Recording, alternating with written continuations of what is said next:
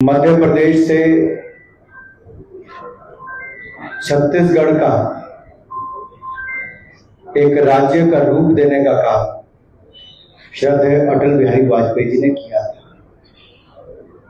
एक सोच, एक सपना कि एक ऐसा राज्य खड़ा करेंगे जहां जिन लोगों की पहचान मध्य प्रदेश के सभी क्षेत्र के साथ एक तरह से भेदभाव होता है, तो छत्तीसगढ़ को हम अग्रणी राज्य बनाएंगे। और आपको याद होगा, भारतीय जनता पार्टी की सरकार जब मध्य प्रदेश में बनी, उससे पहले मध्य प्रदेश को बीमारू राज्य के रूप में जाना जाता था। तो समझ लीजिए छत्तीसगढ़ के सामने क्या चुनौतियां रही हो। लेकिन जब यहां पर कमल खिला, तब डॉक्टर रमन सिंह जी के नेतृत्व में 15 वर्षों में छत्तीसगढ़ ने वो विकास किया कि एक के बाद नए आयाम स्थापित किए। भारतीय जनता पार्टी के हमारे वरिष्ठ नेता बृजमोहन जी राजेश से लेकर अन्य उस समय के मंत्री भी यहां पर बैठे, जिनका बहुत बड़ा सबका योगदान है। लेकिन 5 वर्षों में छत्तीसगढ़ का क्या हाल कर दिया, छत्तीसगढ़ को बेहाल कर दिया। और ये तो होना ही था जब किसी ने गंगा जल की कसम खाकर कहा हो कि शराब मुक्त कर देंगे, शराब पर प्रतिबंध लगाएंगे और घर घर शराब की होम डिलीवरी शुरू कर दी। तो समझ सकते हैं क्या हुआ। एक तरफ मोदी जी ने ऑपरेशन गंगा किया था कि विदेशी धरती से 23,000 भारतीय छात्र छात्राओं को बम धमाकों के बीच में से सुरक्षित निकाल कर लाए, तो प्रधानमंत्री नरेंद्र मोदी जी लाए। ऑपरेशन गंगा चलाकर तिरंगे का मान सम्मान बढ़ाकर लाए। छत्तीसगढ़ के मुख्यमंत्री गंगा जल की सौगंध खाकर शराब की नदियां बहाने का काम करते, शराब घोटाले करते। कितने का? अरे दिल्ली वालों ने 100-150 करोड़ का किया तो जेल में है, या तो 2000 करोड़ से कर जाता। इनका स्थान भी कहां होगा ये सबको पता है। मैं उस पर भी आऊंगा, लेकिन उससे पहले मैं कुछ बातें जरूर करूंगा, क्योंकि युवा साथियों के बीच में पिछला कार्यक्रम करके आया। रोजगार तो दिया नहीं, बेरोजगार बनाया। फिर बेरोजगारी भत्ते का वायदा किया था तो 30 महीने होने जा रहे हैं, वो वायदा भी पूरा नहीं किया। 39,000 के लगभग बच्चों की मौत हो गई जनजातीय क्षेत्र। एक बच्चे की मृत्यु भी हो जाए तो दर्द होता है, यहां 39,000 बच्चों की मृत्यु हो गई। भूपे करो और मस्त रहो। हजारों कर्मियों को, चाहे दैनिक वेतन भोगी हो, चाहे हमारे विद्या मितान हो, चाहे हमारे शिक्षक हो, आंगनबाड़ी, सबको सड़कों पे आने का रुलाया इन्होंने। किसानों का 2 वर्ष का बकाया बोनस वो नहीं दिया। कहा था मंडी टैक्स हटाएंगे, लेकिन दोगुना कर दिया। अब इन सब बातों में जाऊंगा तो बहुत लंबा समय लगेगा, क्योंकि जो वायदे किए वो पूरे नहीं किए। 36 किए, पूरे नहीं किए। इनके वायदे किए लेकिन पूरे नहीं किए। मैं बधाई देता हूं भारतीय जनता पार्टी के छत्तीसगढ़ यूनिट, जिन्होंने आज टेक्नोलॉजी का उपयोग करके प्रदेश और देश की जनता को जागरूक करने का एक नया कदम उठाया है। और नाम भी बड़ा शानदार दिया है, भूपे। क्या नाम दिया है भाई? आवाज आई नहीं, क्या नाम दिया है? छत्तीसगढ़ वालों को तो आदत पड़ गई है, भ्रष्टाचार करो और क्या करो, चावल घोटाला करो और क्या करो, शराब घोटाला करो फिर क्या करो,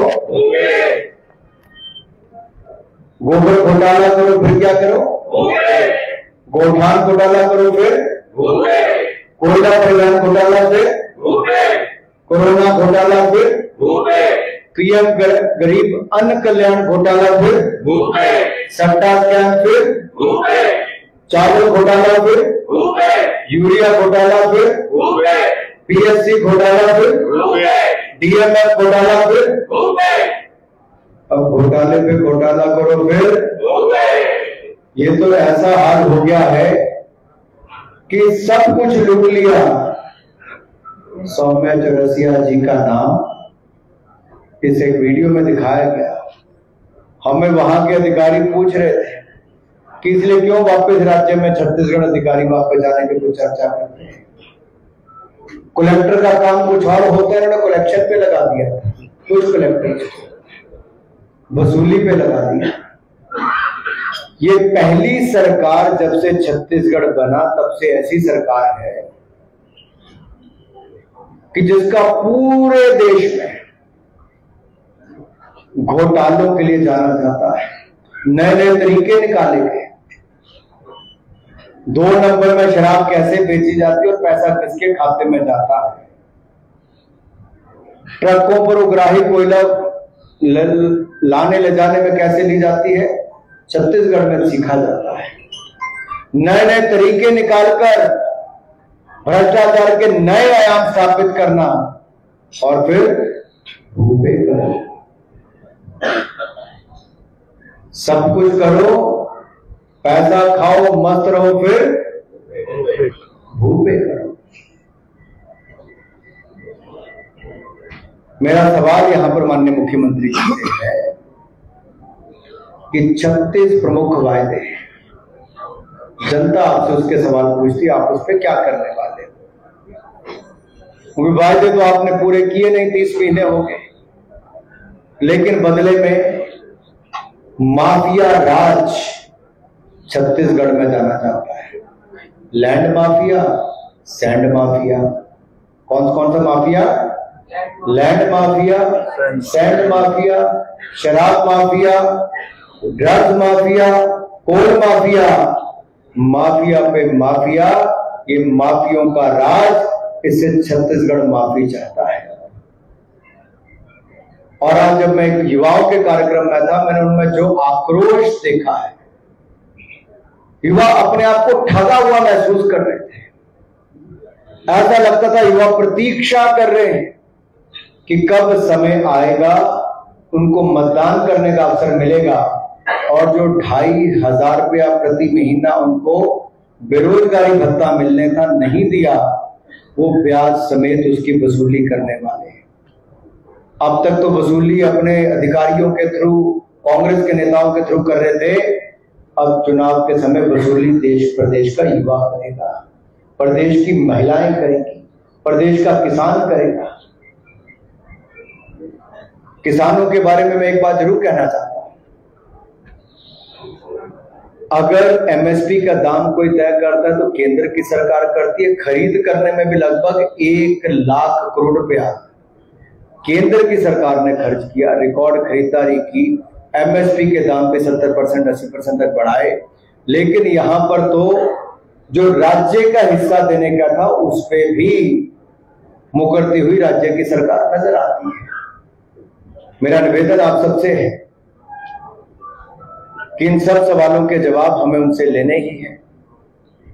और मेरा सारे युवा साथियों से यहां पर एक निवेदन रहेगा, ये जो भूपे का लिंक है ना, मैं तो सबसे पहला काम यहां से बाहर निकलने के बाद अपने फेसबुक पे, अपने इंस्टाग्राम पे, अपने ट्विटर पे और अपने व्हाट्सएप ग्रुप पे मैं तो भूपे का लिंक शेयर करने वाला हूं, क्योंकि ये जो वीडियो बने हैं ये पोल खोल की है कांग्रेस की सरकार की जो भ्रष्टाचार से भरी हुई है।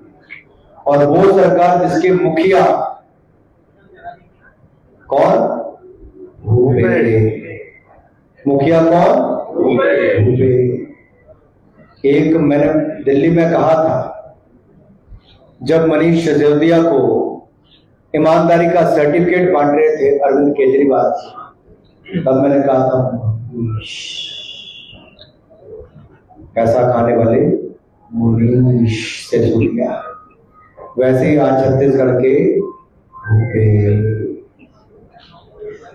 आप खुद ही लगा रहे ना भाई, शराब तो छोड़ दी, शराब घोटाले के चक्कर में। और यही नहीं, ये जो कमाया जाता है उसके चलते गुलाब की पंखुड़ियां बजाई जाती है उस भ्रष्टाचार के पैसे से किसी के हाथ में। और भ्रष्टाचार के पैसे से गुलाब की पंखुड़ियां किसके लिए बिछाई गई थी? शायद जो पैसा सरकारी खजाने में आता तो गरीब कल्याण के लिए लगता, स्वास्थ्य की सुविधाओं के लिए लगता, किसानों के बोनस के बकाए पैसे के भुगतान के लिए लगता। शायद वो पैसा जो कोयले घोटाले में, शराब घोटाले में, कांग्रेसियों की जेबों में, अधिकारियों की जेबों में, कर्मचारियों की जेबों में गया, अगर वो सरकारी खजाने में आता तो बच्चे जिनकी मृत्यु हो गई उनके इलाज के लिए लग पाता, डॉक्टरों की नियुक्ति के लिए लग पाता, जो कर्मचारी सड़कों पर आंदोलन करने के लिए निकले उनको पक्की नौकरी मिलने के लिए लग पाता। लेकिन फूफे करो और भ्रष्टाचार करो। खा पी के मस्त रहे कांग्रेसी लोग, लेकिन आज मैं देखता हूं जहां मीडिया के पन्नों में भी पहले जगह नहीं मिलती थी, आज मेरे मीडिया के मित्रों ने भी चैनल से लेकर अखबारों तक एक बार कांग्रेस के भ्रष्टाचार को और भूपे को दिखाने का काम किया है। सोशल मीडिया पर हमारे साथियों ने कांग्रेस के काले कारनामे को उजागर करने का काम किया है, उनका चेहरा बेनकाब किया है। सोशल मीडिया और मीडिया पर कांग्रेस की पोल खुल रही है। इस माफिया सरकार से मुक्ति पाने का एक संकल्प ले रहे हैं और समय का इंतजार करें कि कैसे चुनाव की घोषणा हो, कमल का बटन दबाने का अवसर मिले, एक और कमल का बटन दबेगा, दूसरी ओर भूपे से आपको मुक्ति मिलेगी, ईमानदार सरकार राज्य में आपको मिलेगी। मेरे मीडिया के मित्रों से मैं अनुरोध करता हूं, आपके मन में कोई प्रश्न है तो आप इन सब नेताओं में से मुझसे किससे पूछना हो आप पूछ सकते हैं। बहुत बहुत धन्यवाद। अनुराग जी, एक प्रश्न था, वहां से संचालन करेंगे एक एक करके। अनुराग जी, एक प्रश्न था, आपने बहुत सारे मुद्दों पर प्रकाश डाला। प्रधानमंत्री आवास पर सीधे सीधे यहाँ से आरोप लगाया जाता है केंद्र सरकार का सहयोग नहीं मिला, इसलिए आवास का लक्ष्य पूरा नहीं हुआ। मेरा दूसरा सवाल आपसे है, पहले का उत्तर मैं दूंगा। क्या सहयोग चाहिए था केंद्र से?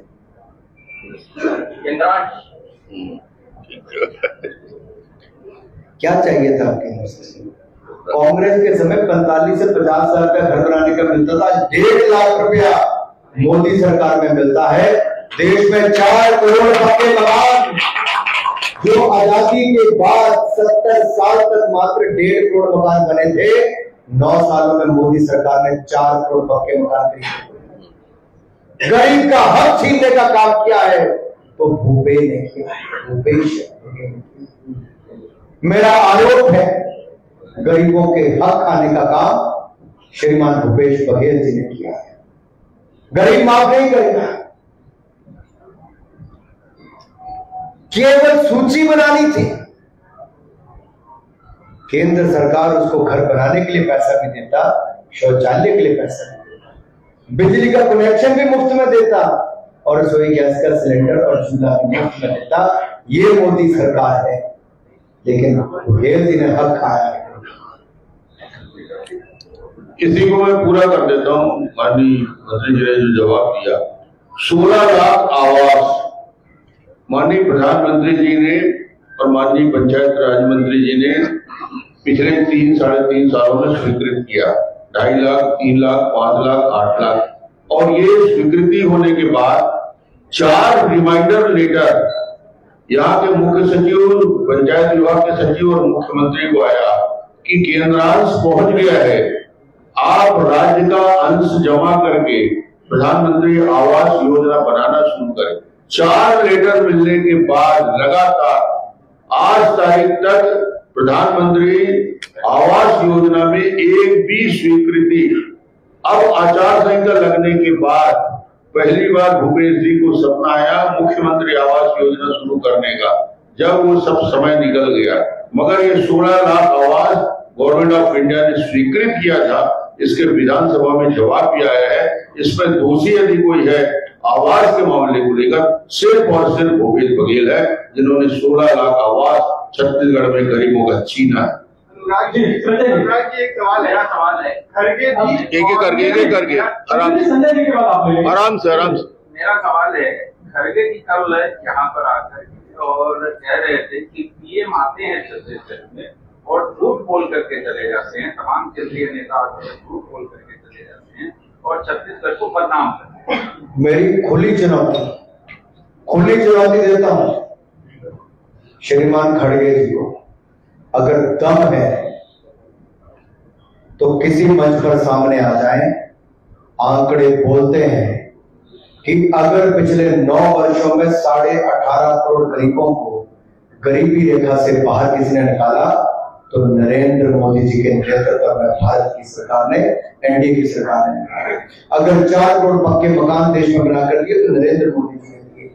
13 करोड़ घरों को नल से जल देने का काम मोदी सरकार ने किया। 12 करोड़ शौचालय बनाकर दिए। 80 करोड़ गरीबों को 2.5 साल तक मुफ्त में अनाज दिया और उस अनाज का घोटाला भी यहाँ की भूपेश सरकार ने किया 5,000 करोड़। यही नहीं, हर घर को बिजली, हर किसी को वैक्सीन, ये मोदी सरकार ने किया। मात्र 7 एम्स से 22 एम्स कर दिए, 7 आईटी और 7 आईएम से 16 और 14 कर दिए। 600 मेडिकल कॉलेज से 2009 तक 700 नए खोल दिए। 3,20,000 किलोमीटर ग्रामीण सड़कें थी, हमने 4 लाख किलोमीटर नहीं बना दी। आधा किलोमीटर रेल मेट्रो बनती थी, 1.5 किलोमीटर प्रतिदिन बनाते हैं। आप एक के बाद किसी दूसरे आंकड़े पर आ जाइए। 74 एयरपोर्ट थे 2014 तक, हमने 75 नए बना दिए 9 साल में। अरे श्रीमान खड़गे जी, अगर हिम्मत है तो कोई मंच और समय आप तय करो, अनुराग ठाकुर आपके साथ आकर खड़ा होगा और जवाब देगा। यहाँ छत्तीसगढ़ में भूपे चल रहा था, वो जेब भर रहे थे और दूसरे और गरीबों के मकान नहीं दे रहे। अनुराग जी मेरा ये सवाल मेरा ये सवाल था, आपने कहा कि दिल्ली में 100-150 वहाँ के मंत्री को जेल हो गई, लेकिन यहाँ 2,000 करोड़ का घोटाला हुआ और आप लगातार पार्टी आपकी आपको लगा नहीं देता है, लेकिन अभी तक किसी की गिरफ्तारी हुई है, कोई नेता अंदर नहीं गया, क्यों ऐसा? आपकी इच्छा जल्दी पूरी होगी जैसे माननीय संजय सिंह जी की। उनके भी पुराने वीडियो निकाल कर देखे, संजय सिंह ने मेरे ऊपर करो, तो जांच एजेंसी ने देखा, उनको सबूत मिले होंगे तो उन्होंने क्यों कार्रवाई की। अरविंद केजरीवाल जी कहते थे जब आंदोलन करते थे इंडिया अगेंस्ट करप्शन, तब उनका पुराना वीडियो देखो, कहते थे इस कुर्सी में ही कुछ खोट है, जो बैठता है वो नोट के बारे में सोचता, खोट है। आज श्रीमान अरविंद केजरीवाल जी के कई सांसद और कई मंत्री और उप मुख्यमंत्री तक जेल में भ्रष्टाचार के चलते। तो मेरा इंडी गठबंधन INDI अलायंस से है कि ये वाला क्या INDI भी अगेंस्ट करप्शन है कि साथ करप्शन के है। एक के बाद दूसरे उनके नेता जेल में जा रहे हैं। ये यूपीए का चोला बदलने से कुछ नहीं होगा। ये पहले भी भ्रष्टाचारी थे, आज भी भ्रष्टाचारी है, और इनको जब मौका मिलेगा ये भ्रष्टाचार ही करेंगे और जांच एजेंसी इनके खिलाफ कार्रवाई करती रहेगी। सर मेरा नाम मोहम्मद साहू है, एशियन न्यूज़ से हूं। किसानों का जॉब ले रहा हूं, समझता हूं एक-एक करके कर ले, एक-एक का सवाल प्लीज हो गए, 5 आधा सवाल हो गया, अच्छा कौन है समझ रहा हूं, बात शुरू कर दिया। किसानों का प्रदेश है, ऐसा क्या करने वाले हैं आप लोग किसानों के लिए जो आप पर जो किसान जो भरोसा करेंगे? पहली बात, बहुत अच्छा सवाल है। मैं ये कहना चाहता हूं हमने क्या किया है।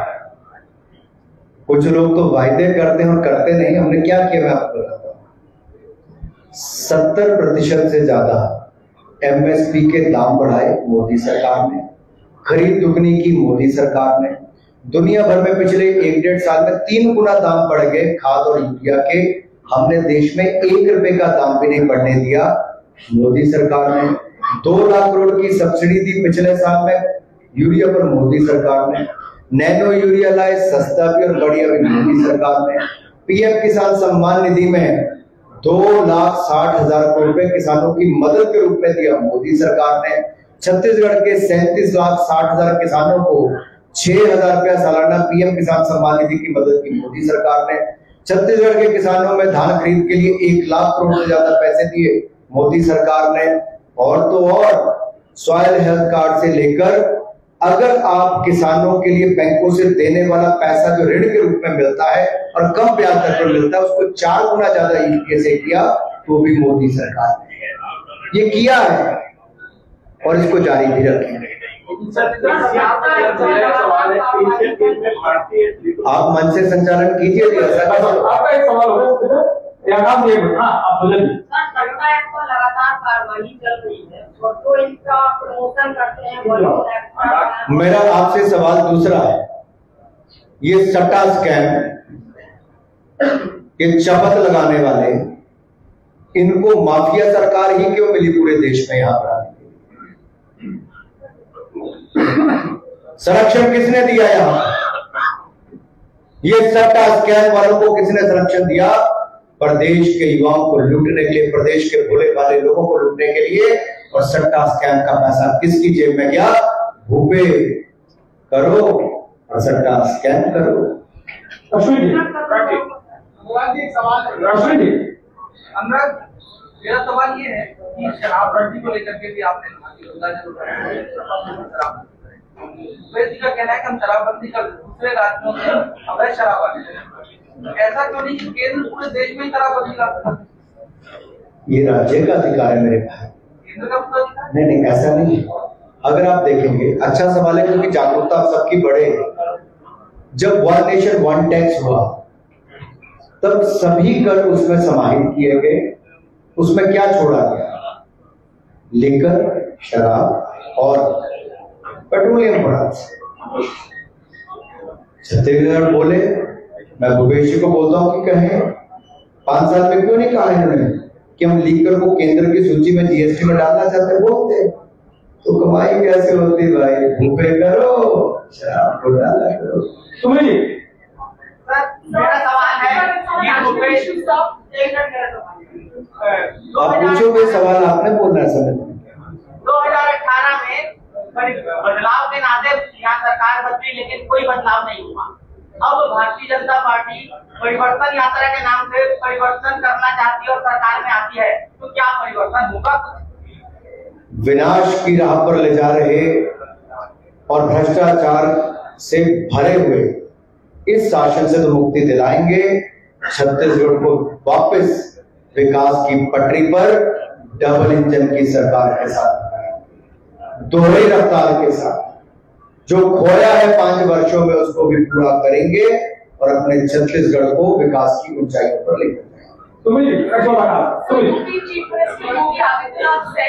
आर्य समाज का तो घर वापसी का जो अभियान है BJP will continue to which Samajwadi party spokesperson said कि योगी आदित्यनाथ जी को सनातन धर्म के बारे में सीखना चाहिए। अगर उन्हें नहीं पता है तो समाजवादी पार्टी से सीखना चाहिए। उत्तर प्रदेश में जो हो रहा है उत्तर प्रदेश तक रहने दीजिए और वहां पे सक्षम प्रवक्ता है इसका जवाब देने के लिए।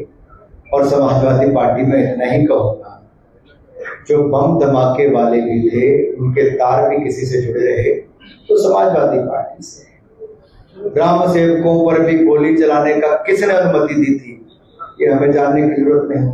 तुष्टीकरण करके वोट बैंक की राजनीति करने वाला कौन करता है, मुझे बताने की जरूरत नहीं, उत्तर प्रदेश में सब जानते हैं। अनुराग जी, सवाल ये है, बीएससी का बड़ा भ्रष्टाचार सामने है। हाईकोर्ट की टिप्पणी है कि बीएससी चेयरमैन को इसकी पार्टी क्यों नहीं बनाएगी, उसके तमाम तरह के जवाब हैं। मोदी सरकार का जो 0 टॉलरेंस है उसमें 6 आईएएस अनिवार्य सेवानिवृत्ति दी जाती है क्योंकि वो करप्शन करते हैं। आज बीजेपी जो बीएससी को लेकर लड़ाई लड़ रही है जनता के साथ, आप सामने हैं, क्या वादा करेगी कि अगर पार्टी सत्ता में आती है तो जो बीएससी के घोटालेबाज अफसर है उनके खिलाफ क्या करेंगे? देखिए, देश में 2 राज्य ऐसे हैं जहां पर मुख्यमंत्री के बहुत नजदीकी अफसर जो उनके मुख्यमंत्री कार्यालय से जुड़े हुए हैं, उनके पास से करोड़ों रुपए पाए जाते हैं।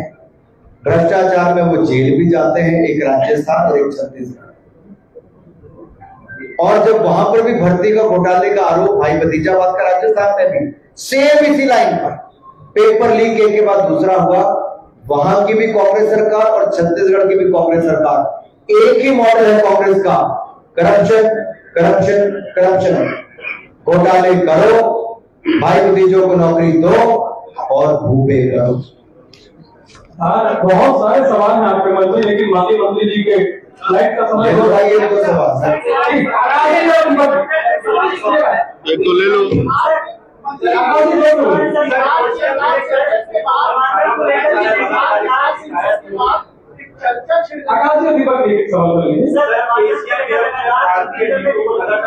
बनाया जा रहा है सीनियर अधिकारियों खिलाड़ियों ने। भारत के बढ़ते कदमों को कोई नहीं रोक सकता है। अगर कोई गलती भी करता है या जानबूझकर भी करता है, भारत के खिलाड़ियों ने फिर भी अपना दमखम दिखाया और अब तक 83 मेडल जीते हैं, जो आज तक के सबसे ज्यादा एशियन गेम्स में जीते हैं। तो ये बढ़ते भारत की ताकत है। पिछली बार हमारे 70 मेडल थे, इस बार 83 मेडल हो चुके हैं, 83, जिसमें से 20 गोल्ड, 31 सिल्वर और 32 ब्रॉन्ज मेडल जीते। एक बड़ा मुद्दा है और बीजेपी लगातार सड़क से सदन पर सवाल उठाते रही है।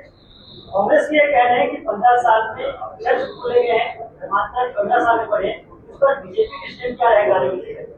देखिए, मुझे लगता है जो संविधान हमारा कहता है हमें उसके अनुरूप ही काम करना चाहिए, और जो लोग संविधान का उल्लंघन करते हैं उनके खिलाफ कड़ी कार्रवाई करनी चाहिए। जो ऐसे कारनामों में शामिल है उनके खिलाफ ये भ्रष्ट भूपेश बघेल जी की सरकार कोई कार्रवाई नहीं कर पाई। माननीय मंत्री जी, आपका समूह की हाल है। अरे भाई, अब तो मोदी सरकार ने 33% आरक्षण नारी शक्ति को दे दिया। एक सवाल तो पूछने तो पूछिए। सरकार ये कहते हैं कि प्रधानमंत्री नरेंद्र मोदी केंद्र में छत्तीसगढ़ की तारीफ करते हैं, लेकिन स्थानीय नेता और केंद्रीय मंत्री जो है छत्तीसगढ़ में भूपेश सरकार का दुष्प्रचार कर रहे हैं। आप क्या कहना चाहेंगे? हम केंद्र में भी छत्तीसगढ़ के घोटाले, माफिया राज और भ्रष्टाचार इसी की ही बढ़ चढ़कर तारीफ करते कि कांग्रेस ने ऐसा मॉडल दिया है कि राजस्थान छत्तीसगढ़ में होड़ है कि कौन ज्यादा भ्रष्टाचारी है। तो भूपे मॉडल आज देश के लिए बना है। भूपे करो, भ्रष्टाचार करो, भूपे करो, माफिया राज को बढ़ावा दो। किसानों की बात की आपने, किसानों की क्या होगी ना, छत्तीसगढ़ में सबसे ज्यादा धान की कीमत दी जाती है।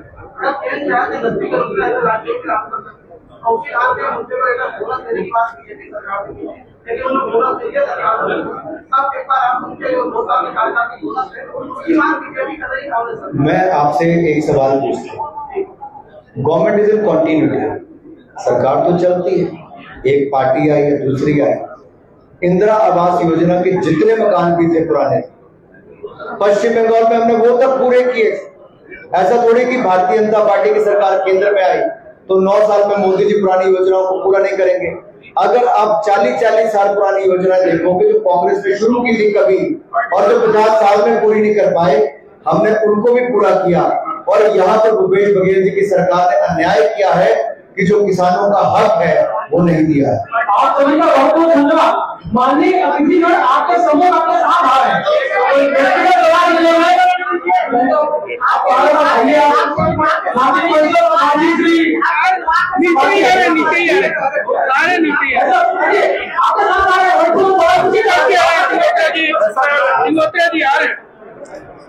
कहाँ चल रहा है?